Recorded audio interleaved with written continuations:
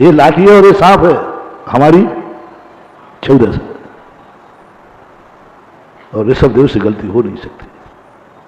क्या जैन दर्शन, लोग जैन दर्शन को समझ ही नहीं पाए। डॉक्टर राधाकृष्णन जैसे जैन दर्शन को नहीं समझ पाए। क्या पाप को, हिंसा को धर्म के रूप में ले लिया और विधेय करके खुद उपदेश दे रहे हैं। आज यदि तलवार नहीं सिखाते, युद्ध नीति नहीं सिखाते, तो शायद भारत नहीं बचता, दुनिया तो बच जाती है। धर्मात्मा नहीं बचते। अधर्मी को तो तलवार चलाना आता है, और धर्मी को नहीं आता तो अधर्मी धर्म को मिटा देता। अधर्मी तलवार चलाना सीखे या नहीं सीखे, धर्मी को जरूर तलवार चलाना सीखना चाहिए। पापी को हिंसा करना आवे या नहीं आवे, धर्मात्मा को जरूर किसी के प्राण देना आना चाहिए। पापी भले नहीं समझे कि कैसे प्राण देना, धर्मात्मा को आना चाहिए। तलवार चलाना धर्मात्मा को आना चाहिए, नहीं तो बच नहीं पाएगा। धर्म नहीं बचा पाओगे, धर्म नहीं बचा। दुनिया में सबसे पहले जैनियों को सत्य चलाना आना चाहिए, नहीं तो जैनी नहीं बच पाओगे, जिनेन नहीं बच पाओगे। जैनी सब क्षत्रिय थे, बनिया नहीं थे। ऋषभ देव ने सबसे पहले जैनियों को सत्य सिखाया, मरो और मरने दो का सूत्र सिद्ध कराया, उसकी साधना कराई। मरो और मरने दो की साधना कराई अपने भक्तों से, जैनियों से, अपने बेटों से, अपने परिवार से, अपने फॉलोवरों को। जो जितने निकट था उनसे सबसे एक ही बात कही, तुम मरो और मरना सीखो। ऋषभ देव का पहला नारा था, मरो और मरना सीखो। और मरो और मरने की शिक्षा दी उन्होंने। बाकी शिक्षाएं सब बाद में दी। पढ़ो पढ़ाओ ये बाद की शिक्षा है, सारी शिक्षाएं बाद की दी। सबसे पहली शिक्षा जो ऋषभ देव के द्वारा हुई, मरो और मरने दो, इसकी साधना करो। और सामने कौन था? जैन। और धर्म किसका था? क्षत्रियों का। जैन धर्म क्षत्रिय धर्म था। जैन कोई जाति थी ही नहीं। जैन राजा जो क्षत्रिय थे वे सब जैन थे। पहले जैन शब्द को उन्होंने रोटी खाना नहीं सिखाया, रोटी कमाना नहीं सिखाया, रोटी बचाना सिखाया। कमाने के पहले ज्ञानी व्यक्ति का बहुत बड़ा शुद्ध मोटिवेशन,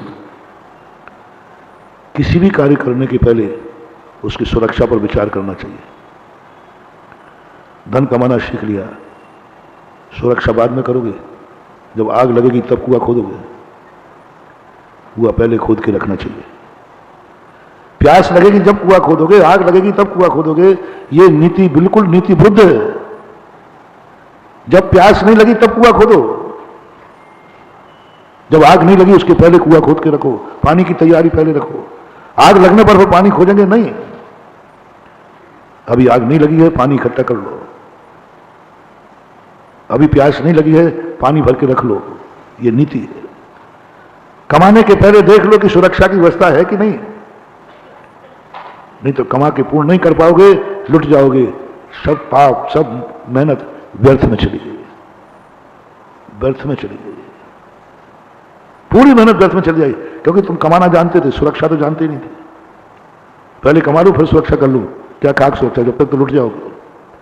ज्ञानी व्यक्ति कमाने के पहले तिजोरी की सुरक्षा करता है, सुरक्षा पर विचार करता है। यदि मेरे पास ये रुपया आ गया तो मैं सुरक्षित कैसे करूंगा, इस पर पहले विचार करूंगा। पहले विचार। तो मैंने एक दिन कहा था कि आप इस पर तो विचार ही नहीं करते, आप वो तैयारी करो। आप चाणक्य ने पूछा था ना चंद्रगुप्त से, क्या चल रहा है चंद्रगुप्त? बोले साहब युद्ध की तैयारी कर रहा हूं, युद्ध की तैयारी कर रहा हूं। कैसी तैयारी चल रही है? बोले गुरुदेव जीतूंगा। जीत की तैयारी चल रही है। पूरी तैयारी कर दी मैंने जीत की। अच्छा हाँ गुरुदेव, बस आशीर्वाद की कमी है, वो और जीत का दे दो। पूरी तैयारी जीत की कर ली है, अब कुछ भी कमी नहीं, कोई गड़बड़ी नहीं है। तो चाणक्य की बहुत बड़ी नीति महानुभाव, यदि वो सूत्र अपनी जिंदगी में उतार दें। ये चाणक्य का सूत्र नहीं था, ये जैन दर्शन का सूत्र था, सर्वज्ञ प्रभु का सूत्र था, महावीर का सूत्र था। यदि हार गए तो उसकी क्या तैयारी है? गुरुदेव आप अशुभ शब्द क्यों बोल रहे हो? बोले अशुभ नहीं, यही सबसे बड़ा शुभ है। जीतने के बाद तो दुनिया खुश रहेगी, हारने के बाद क्या करोगे? जीतने पर तो दुनिया जिंदा रहेगी, हारने पर क्या करोगे? हारने की क्या तैयारी है? चंद्रगुप्त से प्रश्न किया चाणक्य ने, और पूरी तैयारी पे था चंद्रगुप्त जीतने का, और जीतेगा, जीता। लेकिन युद्ध में जाने के आशीर्वाद देने के पहले चाणक्य कहते हैं हारने की क्या तैयारी की है? क्या तैयारी की? चंद्रगुप्त कहते तो मैंने सोचा भी नहीं, पहले इसकी तैयारी करके दिखाओ, तब जीतने का आशीर्वाद मिलेगा। मरने की क्या तैयारी की? युद्ध में तुम जिंदा लौटोगे जश्न मनाने के लिए?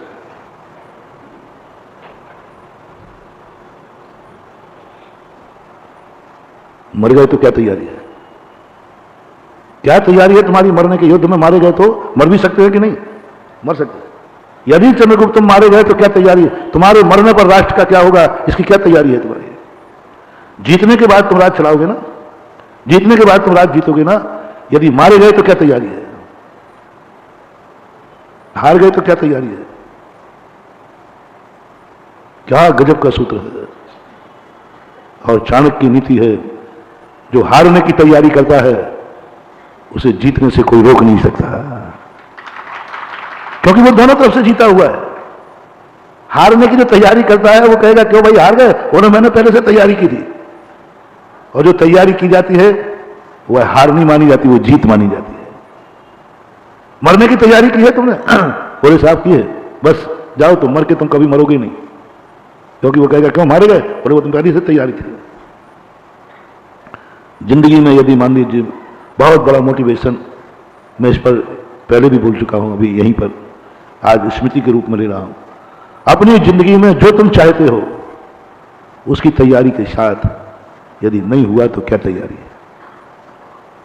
गाड़ी में बैठे हो, शिखर जी पहुंचोगे, पक्का है पहुंचोगे, रिजर्वेशन है, नहीं पहुंचे तो क्या तैयारी है? जैन दर्शन का मूल सूत्र है, तुम शिखर जी जा रहे हो बहुत अच्छा है, पहुंचोगे, मेरी भी दुआ है, लेकिन बस एक प्रश्न का जवाब दो, नहीं पहुंचे तो क्या तैयारी है? ज्ञानी कहता है कोई फर्क नहीं पड़ता गुरुदेव, शिखर जी पहुंचूं या नहीं पहुंचूं, मुझे वही पुण्य का बंध होगा जो शिखर जी पहुंचने वाले को है, क्योंकि नहीं पहुंचने पर भी मैंने तैयारी कर ली। शाम को सो रहे हो, सुबह उठोगे, ठीक है, नहीं उठे तो क्या तैयारी है?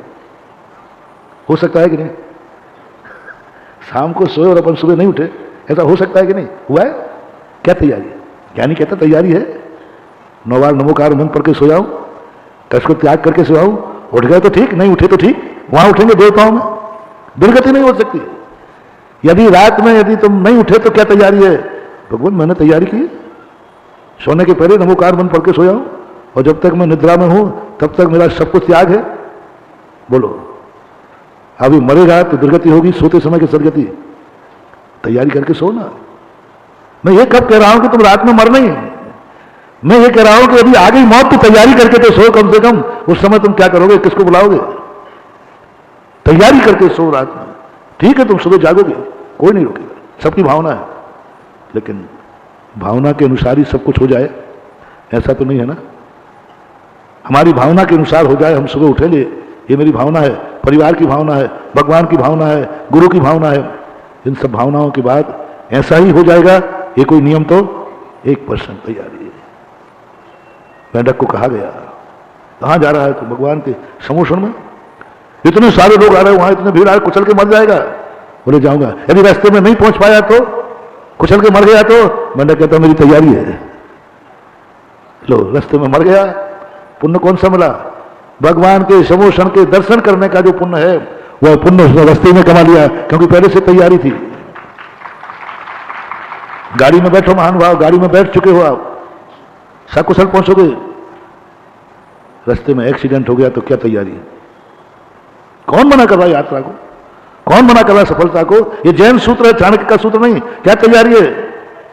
गाड़ी में बैठ के नमोकार मंत्र पढ़ के बैठो, सब कुछ त्याग करके बैठो, जब तक मैं गाड़ी में चल रहा हूं मेरे इन समस्त पापों का त्याग है, मेरे सब कुछ त्याग है, बस इतने बैठ जाओ, क्या फर्क पड़ता है, हो जाने दो, एक्सीडेंट हो जाएगा, मर जाएंगे, मरने की तैयारी थी मेरी, सडनली सामने आ गया, एकदम सडनली आ गया, एक्सीडेंट एकदम आ गया, कोई फर्क नहीं पड़ता। ज्ञानी कहता मैं तैयारी पहले से, हमें सडनली कुछ होता ही नहीं। सम्यक दृष्टि का एक सूत्र आया, आश्चर्य नहीं होता सम्यक दृष्टि को, उसकी जिंदगी में कभी ये नहीं होता ये तो मैंने सोचा ही नहीं था, कभी नहीं। सम्यक दृष्टि को आश्चर्य नहीं होता, अरे ये तो मैंने सोचा ही नहीं था। वो तुरंत कहता मैं ये सब जानता था ये होगा, फलाने व्यक्ति ने धोखा दे दिया, बोले कोई आश्चर्य नहीं है, मैं पहले ही जानता था संसार में कोई कभी भी धोखा, हमारे शास्त्र में पहले लिख दिया संसार धोखे की ठाटी है। पंडित जी साहब बनारसी दास पहले लिख दिया संसार धोखे की ठाटी है। मेरी तैयारी थी, ये धोखा दे नहीं रहा, मुझे मालूम था धोखा दे सकता है, अच्छे अच्छे सगे भी दगा दे जाते हैं, मैं तैयार था पहले से, मैं किसी के भरोसे नहीं था।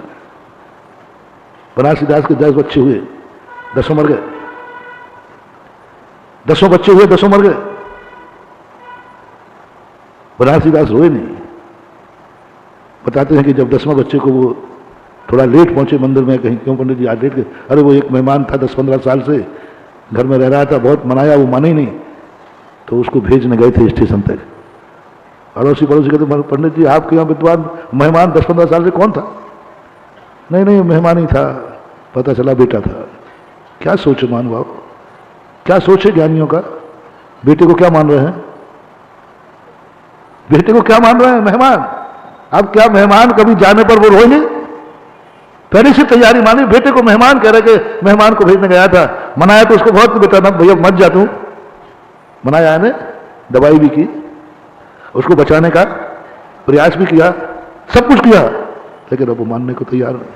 आपके यहाँ कोई मेहमान आवे, पहले तो आप मनाओगे नहीं जाओ साहब, बोलो नहीं मानो तो फिर क्या करते हो, क्या करोगे भैया, अब नहीं मान रहे तो जाओ भाई ठीक है। जहां सहजता में कह दिया मेहमान आया तो भेज गए, कौन रुला पाएगा इसको। 10 बेटों के गम के बाद व्यक्ति पागल हो जाएगा, विकसित हो जाएगा। 10 संतानें जिसकी हो मर जाएं, 10 भय 10 मरे रहे ठूट के ठूट। कौन लिख रहे हैं ये, हम तुम नहीं लिख रहे हैं, वो खुद ही लिख रहे हैं। 10 भय 10 मुए रहे ठूट के, पागल हो जाएगा, विकसित हो जाएगा, इतने सदमे में चला जाएगा व्यक्ति, खाना पीना सब भूल जाएगा, और उनको कुछ नहीं, शायद में बोल दिया मेहमान को भेजने गए थे। यह है तैयारी, मैंने तैयारी कर ली थी कि इसका संसार में किसी का भरोसा नहीं, मेहमान को हम अधिक रोक ही नहीं सकते। वो बेटे मान ही नहीं रहे थे, वो तो मेहमान मान रहे थे, इन बेटे के भरोसे मेरी जिंदगी नहीं थी, ये कभी भी जा सकते हैं। तुम बैठे हो अपने बेटों के भरोसे, हमारे बेटा होगा, बेटा बढ़ेगा, फिर वो क्या कहते हैं, शेख चिल्ली जैसी कल्पना है तुम लोगों की। वो शेख चिल्ली कहता है ना, शेख चिल्ली कहानी मालूम होगी आपको, सारा संसार शेख चिल्ली है।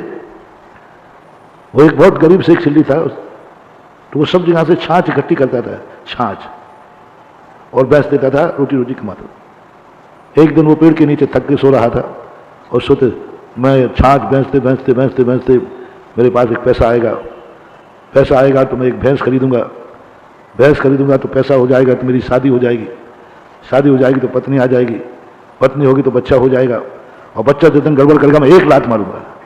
वो लात जैसी चलाई, वो क्या थी, वो छाछ की जो हंडी थी ना, खुली, आंख खुली, ये क्या हो गया, ये क्या हो गया, आज की रोटी भी चली गई है। सारी दुनिया तुम देख लेना, आप अपने आप को देखना, सोचना कहीं ये शेख चिल्ली की कहानी हमारी और आपकी तो नहीं,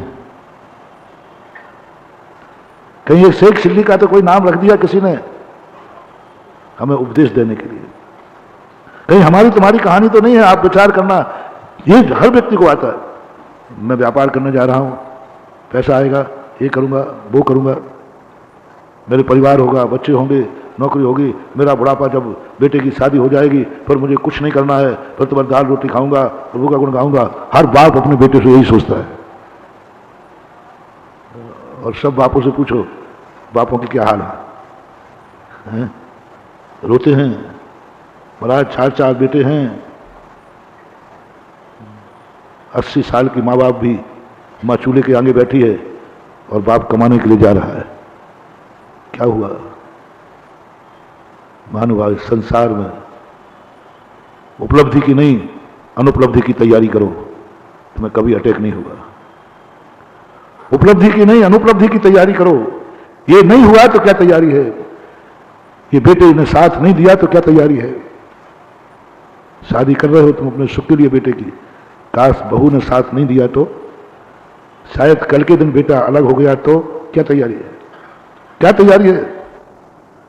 बेटा मर गया तो क्या तैयारी है? बनारसी दास ने पहले से तैयारी कर रखी थी, ये कभी भी जा सकता है। और जब पहले से जिसकी तैयारी हो वो अपनी जिंदगी में आ जाए तो फिर घबराहट नहीं होता। घबराहट नहीं होती। क्यों? हम पहले से तैयार बैठे। जैन दर्शन बस यही बात को कहता है, 24 घंटे कार्तिकेय अनुप्रेक्षा, कार्तिकेय स्वामी एक ही बात कहते, तुम 24 घंटे जो तुम नहीं चाह रहे हो उसकी संभावना की तैयारी करके रखना। तुम जिंदा हो ना, मरना नहीं चाहते हो, तुम तैयार रखो अनित्य भावना में। यमराज तलवार लेकर के तुम्हारी चोटी पकड़ के खड़ा हुआ है। 24 घंटे चोटी पकड़े है, तलवार हाथ में है यमराज की। क्या तैयारी है तुम्हारी? क्या तैयारी है? बस तैयारी है। यमराज लाखों वर्षों तक जीऊं या, ये कितनी बड़ी तैयारी है। लाखों वर्षों तक जीऊं या मृत्यु आज ही आ जावे, ये जो सूत्र है ये सम्यक दृष्टि के यमराज के लिए चुनौती है। तू क्या मुझे मारेगा? मैं पहले से मरने के लिए तैयारी करके बैठा हूं। मरने की तैयारी करके बैठा हूं। तू क्या मारेगा? तू मुझे आकर में, लोग कहते मौत का पता नहीं चलता, मौत की आहट नहीं मिलती, मौत के दरवाजे से आ जाए पता ही नहीं होता।